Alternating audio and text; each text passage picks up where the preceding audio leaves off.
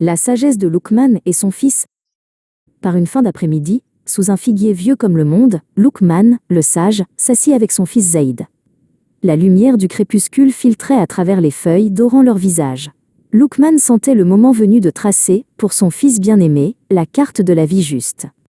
« Oh mon enfant !» commença Luqman, d'une voix douce mais grave. « Le fondement de tout est ici.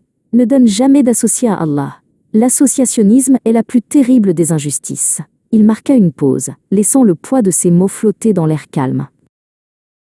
Il continua. « Imagine trahir un bienfaiteur qui t'a tout donné.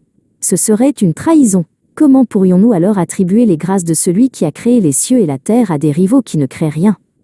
Lui rendre un culte pur et sans partage, c'est la justice suprême. Ensuite mon fils, agis. Accomplis la salate, encourage le bien et interdis le mal. Et surtout, supporte avec patience tout ce qui t'arrive, dit Luqman, sa main se posant sur son propre cœur. Car la patience est la force résolue qui maintient ta foi dans l'épreuve. Puis, Luqman se leva et mima. Ne marche pas sur terre avec insolence, et ne détourne pas ton visage des hommes par orgueil. Il fit un pas lourd et arrogant, puis s'arrêta. Allah n'aime pas le présomptueux plein de glorioles.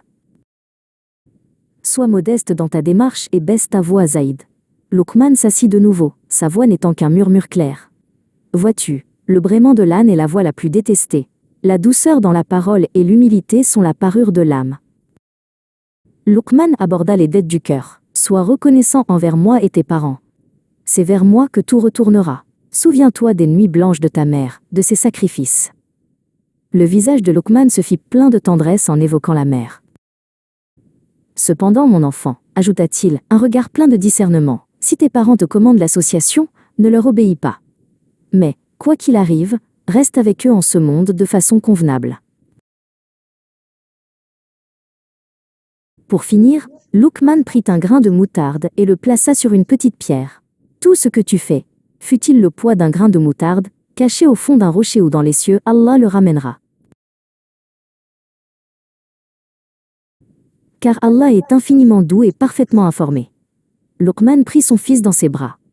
Cette conscience, Zaïd, que rien n'échappe à sa science, est la gardienne de toute sagesse. Vis en conséquence, mon enfant.